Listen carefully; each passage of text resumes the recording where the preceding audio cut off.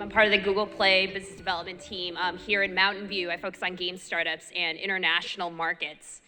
As soon as this actually said. So it's a big world out there. With Play, you can distribute in 190 plus countries, sell in 130 plus market, and actually price in 65 currencies, which is a pretty big world, right? And so, but even with 1 billion active Android devices, only 1 in 4 people in the world own a smartphone today. Imagine if we connect the next 5 billion people, and that's what we're planning to do.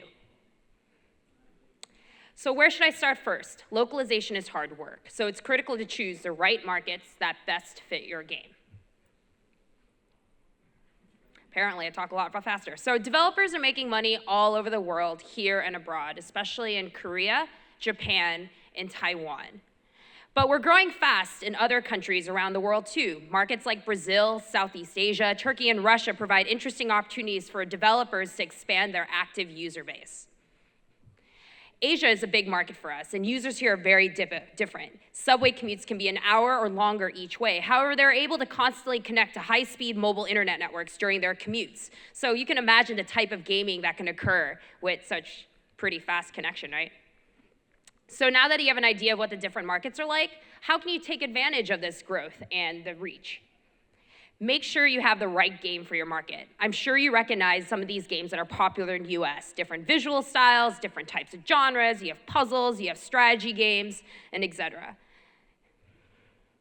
Apparently I talk really fast, but that's okay. But we can take a look at markets like Japan, Korea, and Taiwan. It looks quite different, right? Role-playing and strategy games focusing on multiplayer and collection mechanics are actually very popular, and it looks a little bit different too, just from the icons alone.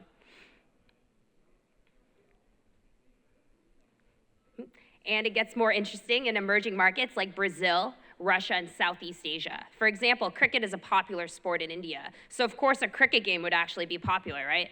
However, you'll still recognize some of these games, which actually presents immense opportunities for developers like you.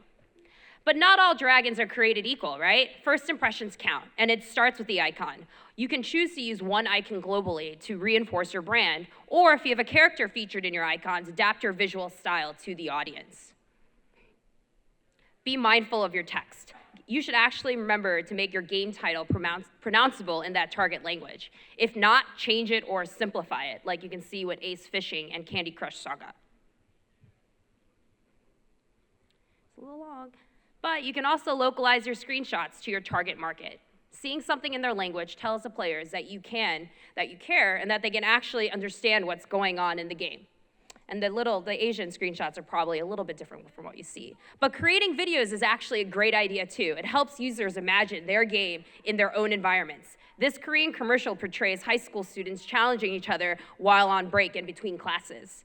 And make sure you have the right price. In US and Europe, players are used to seeing prices end in 9. That's not the case in Asia where they end in 0. Luckily, you can customize your prices right in the Google Play developer console. But your job isn't over yet. Now that players installed your game, you have to keep them playing. Asian players consume a lot more content than the average Western player, sometimes up to 4x a US player. So push new content and events to keep your new players on your toes. And you can also connect with players on their channels, respond to user feedback on the Play Store, enable social features like chat and forums to allow players to communicate within your game. And that's it. Thanks, all.